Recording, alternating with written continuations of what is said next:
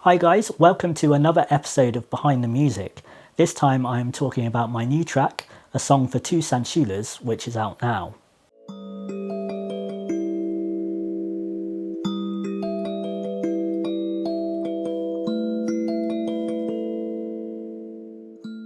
So I had been experimenting with alternative tunings on the Sansula for quite a while, and I was becoming more and more confident with the hammer and tuning them myself. This time I wanted to try something a bit more drastic, so I pretty much changed the tuning of the entire instrument. Eventually I settled on a tuning that I quite liked, but there was something missing, something that was blocking my creativity. Completely by accident I picked up my other Sansula and realised that the two different tunings complemented each other really well, and suddenly I was feeling very creative.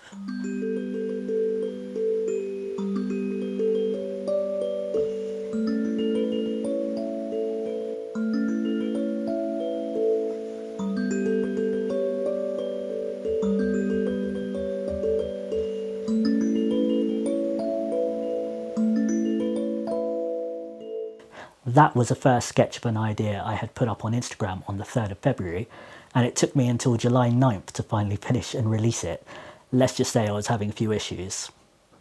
The composition came together in the usual way, but it was only when I tried to record the track that I started to have some real problems.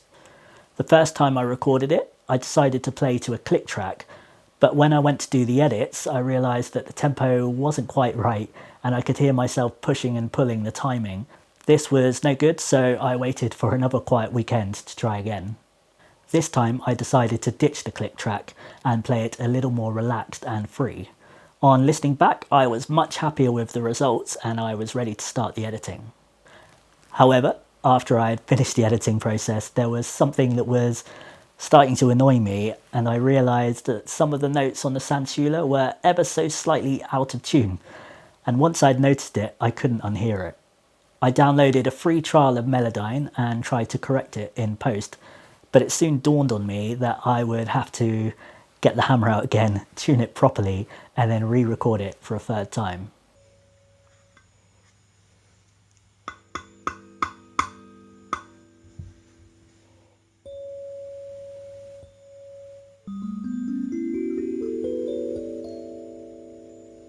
After double checking and triple checking, I was confident that the tuning was good and I was ready to record. I got the room all set up, ready to go, and then there was a man in the garden next door swinging around a sledgehammer. All these delays were quite frustrating, but to be honest, I think it allowed me to really finalise and dial in the composition. So I think it turned out for the best in the end. Once the recording was complete, next I needed to mix and master everything, and this was proving to be a lot more difficult than I was hoping for too. To cut a long and boring story short, I ended up going through the whole track with a fine tooth comb and manually boosting and cutting certain frequencies as they appeared.